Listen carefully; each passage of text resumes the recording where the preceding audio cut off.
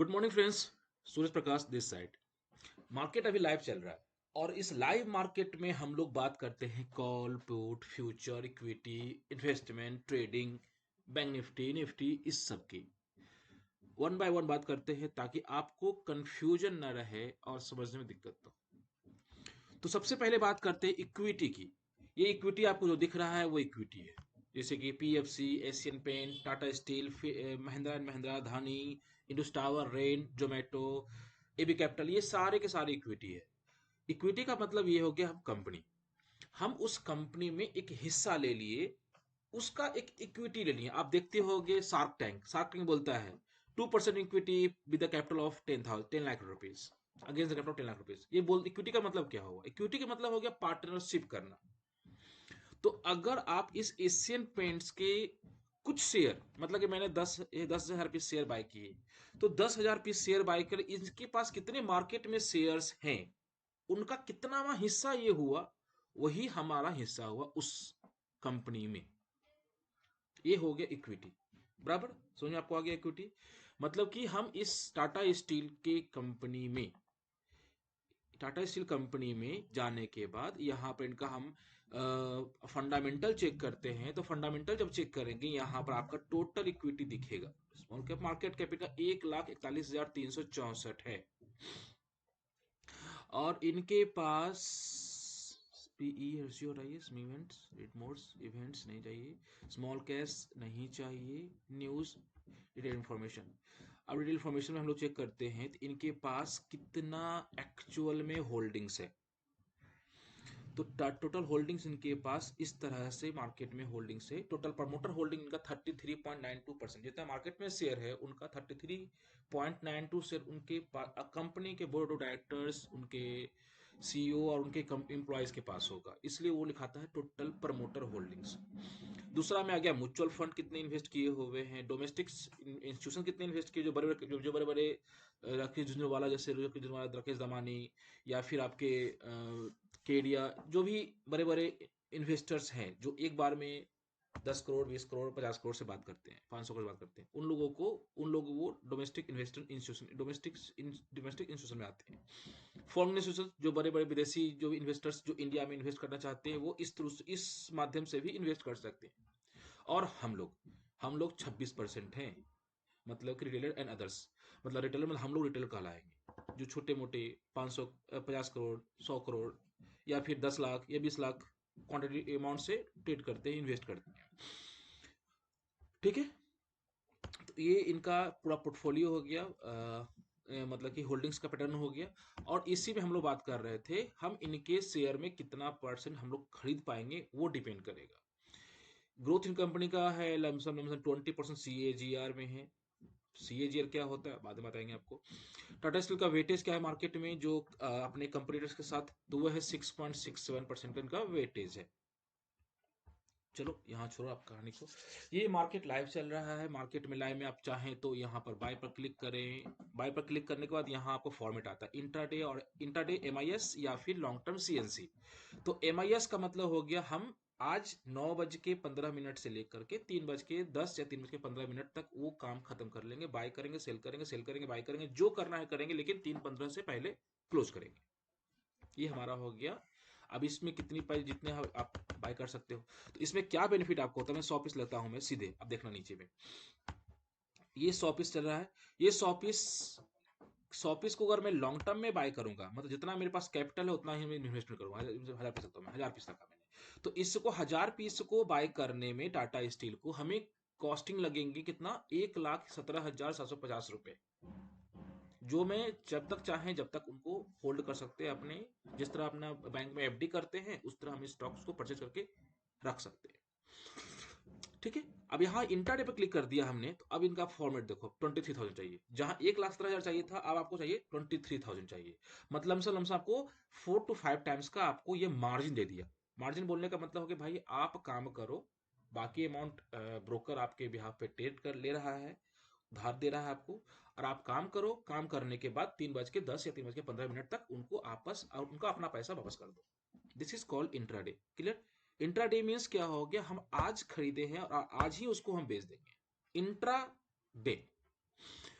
Long term CNC, cash and carry, जितना cash है उतना हम कैरी करेंगे 2%, जैसे कि जिस लगे FD।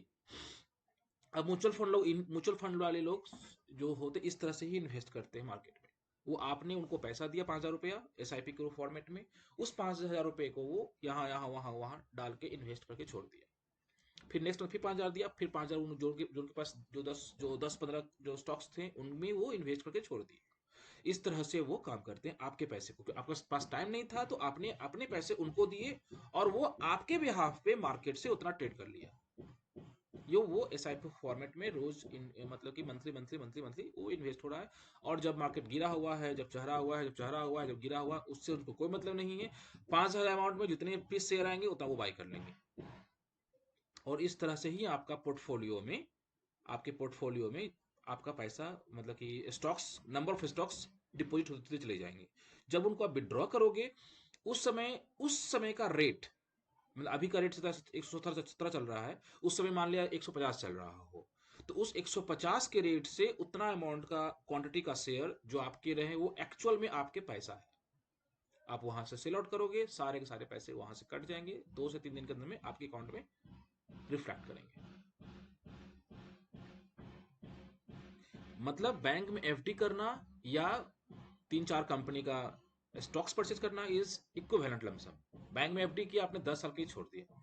यहां भी चाहो तो आपको लगता है कि टाटा स्टील आज आने वाले 10 साल में ग्रोथ करेगी, इनका प्राइस बढ़ेगा, इनका वॉल्यूम बढ़ेगा, इनमें इन्वेस्टमेंट बढ़ेंगे, ये एक्सपैंड करेंगे मार्केट में, तो आप इनके ही 10 लाख रुपए का इनका ही स्टॉक लेके छोड़ दो। रिस्क इसमें इसलिए बोला जाता है कि भाई ये सब्जेक्ट टू मार्केट रिस्क का मतलब क्या हो गया, वो कंपनी डूब गई, टाटा स्टील डूब गया, तो आपके पैसे जीरो हो जाएंगे। तो इसलिए इन्वेस्ट करने से पहले सलाह जरूर ले किसी ऐसे कि भाई इनका क्या परफॉर्मेंस हो सकता है आने वाले कुछ दिन में, कुछ सालों में, कुछ महीनों में, लाइक दैट। अगर हम यहाँ MIS कर दिए तो जो आजकल का जो ट्रेंड है, लोग जो स्क्रीन के ऊपर बैठकर ट्रेड करते हैं, काम करते हैं, बिजनेस करते हैं, वो इंट्राडे फॉर्मेट में इस तरह से, मतलब बिना 1,17,000 लगाए हुए उनके फिफ्थ क्वार्टर, मतलब कि जितना अमाउंट उनका इन्वेस्टमेंट था उसका 5वां हिस्सा ही वो इन्वेस्ट करके वो बाय कर लेंगे। और शाम तक वो 2%, 3%, 1%, ₹2, ₹3 जो भी आया बेच बाज करके अपना घर ले जाएंगे। ये ब्रोकरेज है कि आपको इस पीस शेयर को खरीदने और बेचने में खरीदने कितने खर्च होंगे, तो ₹32, ₹6 आपको जीरोधा को पे करना होगा। एक ब्रोकरेज, एक माध्यम जहां से आप, जिसके थ्रू आपने शेयर को बाय किया है, उनका एक कमीशन हो गया।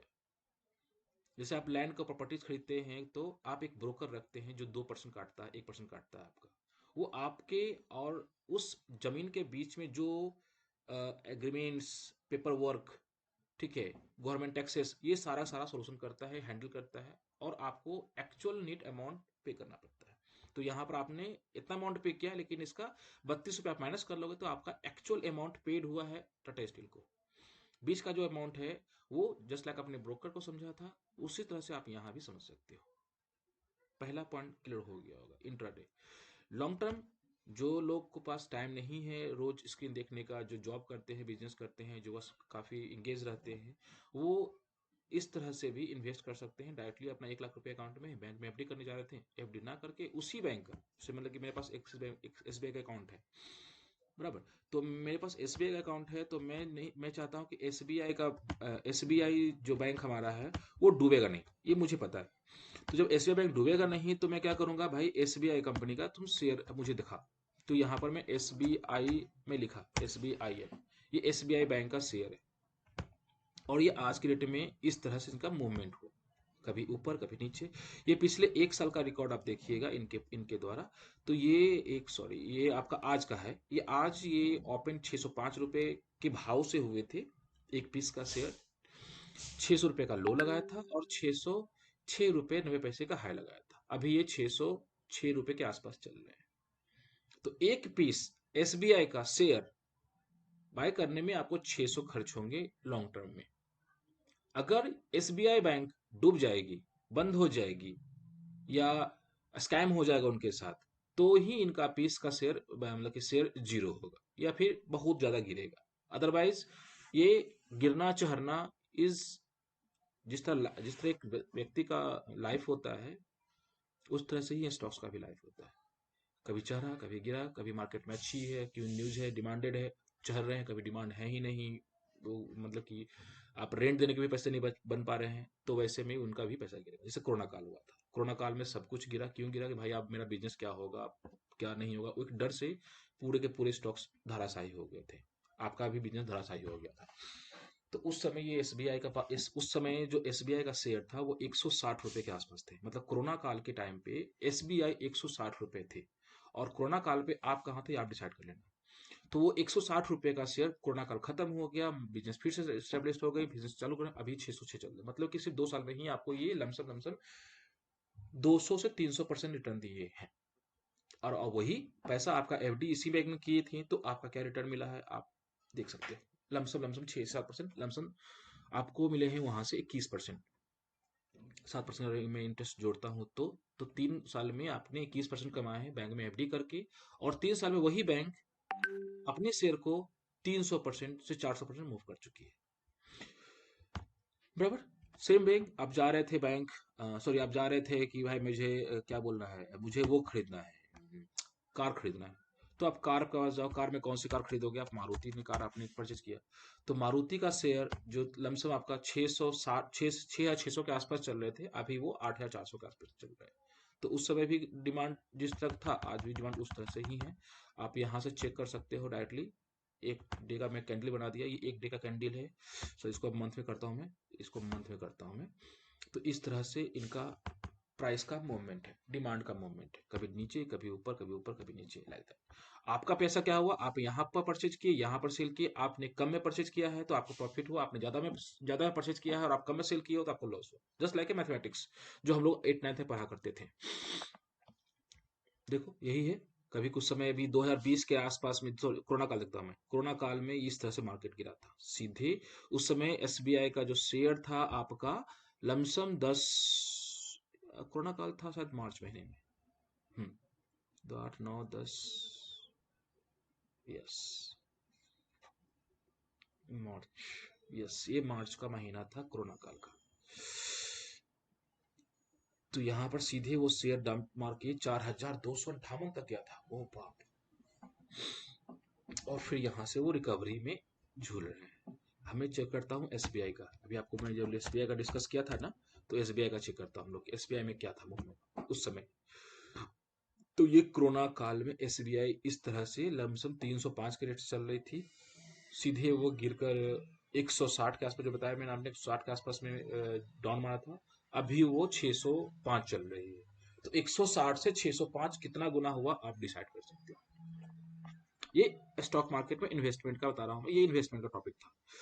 करने के लिए कुछ नहीं है, आपका सिंपल एक अकाउंट है, आप चुपचाप जाइए, यहाँ पर बाय पर क्लिक कीजिए, ये इस तरह खुला, यहाँ लॉन्ग टर्म पर क्लिक कीजिए, कितने पीस आपको इन्वेस्ट करने हैं, आपने यहाँ पर अमाउंट क्वांटिटी फिट कर दिया, कुछ नहीं चेंज करना है, सिंपल बाय पर क्लिक कर देना है, कंप्लीट, क्लियर। हाँ, अकाउंट खोलना पता आपको, डीमेट अकाउंट होना चाहिए, कंपलसरी है। डीमेट अकाउंट नहीं होगा तो आप इस तरह के फंक्शंस को नहीं कर सकते। ये हो गया डीमेट, ये आपका मैंने भी लॉन्ग टर्म बता दिया, एमआई बता दिया। अब बात करता हूँ कॉल पुट फ्यूचर, ये सब क्या होता है। चलो इसको हटने का क्या लेगा हमसे भाई, तू हटने का क्या लेगा।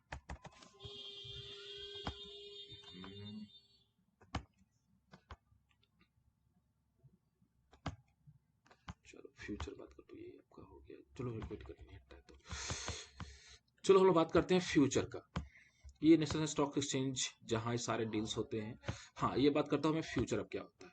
तो अब मैं, मुझे लगता है कि आने वाले 1 महीने में ही इसका मूवमेंट इतना अच्छा हो सकता है, ये इतना ऊपर या नीचे गिर सकता है। तो हम एशियन पेंट का स्टॉक्स को ना बाय, स्टॉक्स बाय करते हैं धन के, मैं स्टॉक बाय करता हूँ मैं, एक सेकेंड, मैं इसका पहले एशियन पेंट का फ्यूचर ऐड करता हूँ, ASIANPAINT तो ये फ्यूचर अगर आने वाले 3 महीने का होता है, जनवरी फरवरी मार्च, तो आप चाहें तो मार्च कर लीजिए, फरवरी कर लीजिए, जनवरी कर लीजिए, एज पर योर विश। बस इसमें एक प्रॉब्लम ये होता है कि आपको जो भी बाय करना है आपको फिक्स क्वांटिटी में बाय करना है, 200 400 ये उनका लॉट साइज डिफाइंड किया हुआ है, आप उनको चेंज नहीं कर सकते, ठीक है। 400 हो गया, मार्केट में क्लिक करता हूं मैं तो लिमिट हो रही है, यहाँ पे मैं क्लिक किया, इसको बाय 400 पीस, सॉरी एक मिनट ट्राई करता हूँ, 200 पीस बाय को करने के लिए जो मैं ओवरनाइट कर सकता हूँ, मैं एक महीने में जनवरी महीने के अंतिम बृहस्पतिवार तक इसको होल्ड कर सकता हूँ, उस केस में मुझे 1,10,000 रुपए इसको देने होंगे 200 पीस बाय करने के लिए, बराबर। और वही एशियन पेंट का मैं अगर 200 पीस बाय करता हूं तो मुझे कितने खर्च होंगे, 5,99,000। तो फ्यूचर में आपको क्या हुआ, लमसम 4 गुना मार्जिन मिल गया और आपके पास टाइम भी मिल गया। मतलब फ्यूचर में आपने टाइम टाइम को अपना एक महीने तक एक्सपेंड कर दिया, और साथ ही साथ आपने एक एक fourth time less than the investment amount you invested. तो पहले आपको था कि मैं डिलीवरी मोड में बाय करूंगा तो मुझे इतना अमाउंट देना होगा, मतलब कि मुझे 6 लाख रुपए देने होंगे एशियन पेंट को बाय करने की 200 क्वांटिटी, और मेरे पास उतने पैसे नहीं है, और मुझे ये लगता है कि आने वाले 10-15 दिन में ही एशियन पेंट 200 2,996 से लेकर के ये 3,500 या 4,000 तक जाएगा। मुझे लगता है ऐसा, मुझे मेरा स्टडी ऐसा बोलता है। तो उस केस में हम इसका इक्विटी ना बाय करके, मतलब कि इक्विटी ना बाय करके इसका हम फ्यूचर बाय कर लेंगे। फ्यूचर इक्विटी लमसम हम सेम हुआ, बस इसमें एक डॉट, इसमें एक फॉल्ट क्या है कि आपको ए मंथ एंड के बृहस्पतिवार तक उसको क्लोज कर देना है, बेच करके निकल जाना है। यह एक बेनिफिट ये हो गया कि अगर लगता है मार्केट गिरने वाला है तो पहले ही सेल कर दो आप फ्यूचर को, और बाद में उसको बाय कर लो। दोनों केस में अगर विक्रय मूल्य ज्यादा है तो प्रॉफिट होगा, विक्रय मूल्य कम है लॉस होगा। एक सिंपल सा कंसेप्ट हम लोग का जो मैथमेटिक्स का जो हम लोग पढ़ाई किया करते थे। ठीक है, अब ये आते हैं ऑप्शन के बारे में। तो जो फ्यूचर आपने समझा सेम भी आपका ऑप्शन का ही है। तो अगर लगता है मुझे ये कि आने वाले कुछ दिनों में 4,000 जाएगा या 3,000 को क्रॉस कर जाएगा, तो हम फ्यूचर के स्थान पर इसका एशियन पेंट का एक टोकन मनी दे करके हम 3,000 रुपए का एक कॉल बाय कर ले जनवरी महीने का। अभी जनवरी महीने के अंत में इसका क्या सिस्टम होगा उस पर डिफाइन करेगा इसका आज का मूवमेंट। तो ये आज ये इक्विटी जो था आपका मूवमेंट दिया 18 रुपए का, मतलब कि 18 दूनी 36, 36 रुपए का प्रॉफिट होता है और आपने फ्यूचर बाय किया होता, 3600 प्रॉफिट हुए होते और आपने इक्विटी बाय किया होता, और 3600 प्रॉफिट हुए होते और आपने इन्वेस्टमेंट किया होता। तीनों केस में बस आपका अमाउंट, डिपॉजिट अमाउंट कम है। अगर आप इक्विटी इंटरडे कर रहे हैं तो आपको लमसम लमसम 22-23 हजार रुपए ही लग रहे हैं। आप इसका एक्सेल पेड में मैं क्या करता हूँ इक्विटी, तो इक्विटी में 200 क्वांटिटी मैंने बाय किया, इंट्राडे में बाय किया, तो मुझे खर्च हो रहे हैं कितना, 1,19,000 खर्च हो रहे हैं। लॉन्ग टर्म में बाय करूंगा 6 लाख लमसम खर्च होंगे। फ्यूचर में ट्रेड करूंगा तो लमसम लमसम मुझे को जो इंट्राडे फॉर्मेट में जो खर्च हो रहे थे 1,19,000 रुपए, इससे थोड़ा सा ज्यादा मुझे फ्यूचर में खर्च होंगे। ASI, हाँ सॉरी मैंने ऐड किया था एशियन पेंट फ्यूचर जनवरी वाला। तो इसको 200 पॉइंट में मैंने इंटरडे में 1 लाख हो गया, ये ओवरनाइट मुझे 1,10,000 खर्च होंगे फ्यूचर में, तो मैं फ्यूचर की बाय नहीं करूंगा अगर मुझे लगता है कि ये मूवमेंट अच्छा देने वाला है तो। Instead of in instead of intraday और instead of long term investment, मुझे लगता है कि कुछ मूवमेंट देगा तो फ्यूचर बाय कर लूंगा सीधे। या फिर ऑप्शन में जो 1,10,000 लग रहे थे उसके स्थान पर ऑप्शन में क्या लाएंगे आपको, तो ऑप्शन आपको लगेंगे 12,400 रुपए 3,000 का क्वांटिटी में मूवमेंट आपको, तो उसी 1 लाख रुपए में यहां आप कितना बाय कर सकते थे,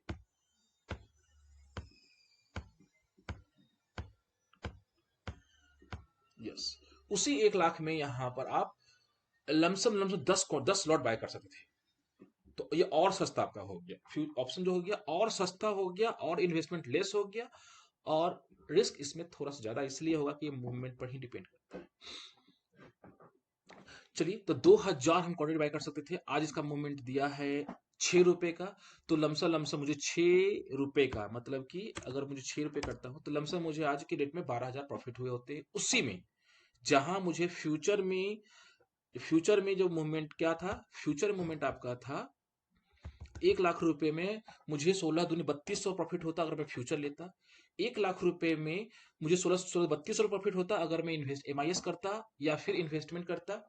और उसी 1 लाख रुपए में हमें जो प्रॉफिट होता लमसम लमसम यहाँ पर 12,000, सॉरी 6 पॉइंट था ना हम लोग का, यस, 10,000 क्वांटिटी 6 पॉइंट का मूवमेंट दिया, 6 पॉइंट मतलब 12,000 रुपए हम लोग को प्रॉफिट हुआ था, सॉरी, तो 10 लॉट था, 10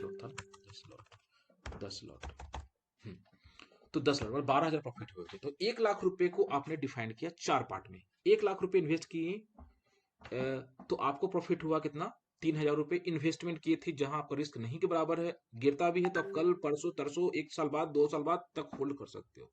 दूसरा MIS फॉर्मेट में आप काम किए, वहां पर आपका प्रॉफिट हुआ, वही आपका सेम 3200 प्रॉफिट हुए हैं, लेकिन वहां पर क्या रिस्क हुआ कि भाई आपको 3:15 तक आपको काट देना है, नहीं तो मैं काट दूंगा, ऐसा ब्रोकर बोलेगा। तो 2 पॉइंट्स में आपको आ गया। तो यहाँ भी आपका रिस्क रहा कि भाई अगर कहीं नीचे गिरता तो नीचे गिरता तो लॉस में भी आपको काटना पड़ेगा। तीसरा फॉर्मेट हो गया फ्यूचर, जहां आपको पास टाइम मिले हैं 1 महीने का, जहां भी प्रॉफिट आपका हो 3200 रुपए।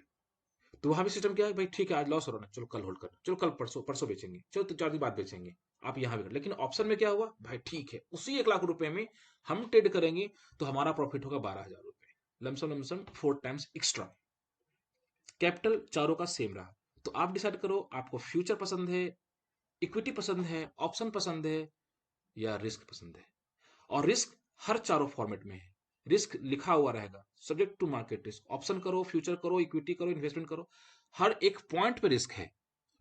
और इसी रिस्क से बचने के लिए लोग बैंक में एफडी करते हैं, इसी रिस्क से बचने के लिए लोग जमीन में इन्वेस्ट करते हैं, इसी रिस्क से बचने के लिए लोग पैसे घर में रखते हैं, गहना खरीदते हैं। लेकिन अगर लाइफ है तो रिस्क है, तो रिस्क तो लेना ही पड़ेगा। हाँ, हमें ये डिसाइड करना है कितना रिस्क ले सकते हैं।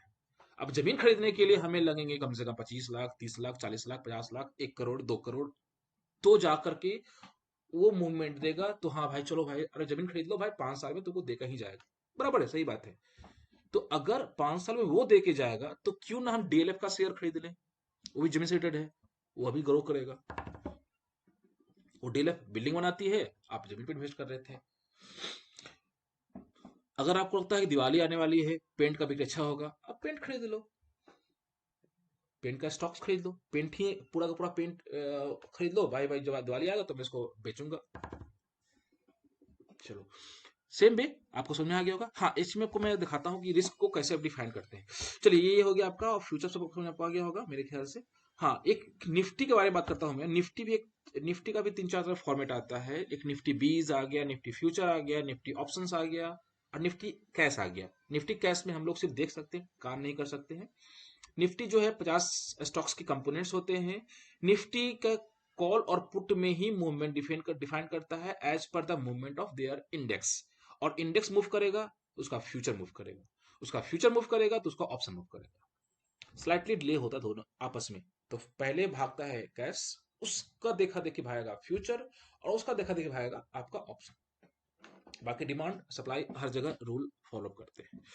चलो, इन्वेस्ट करते हैं, ट्रेड करते हैं, और सेफ रहते हैं। Thank you.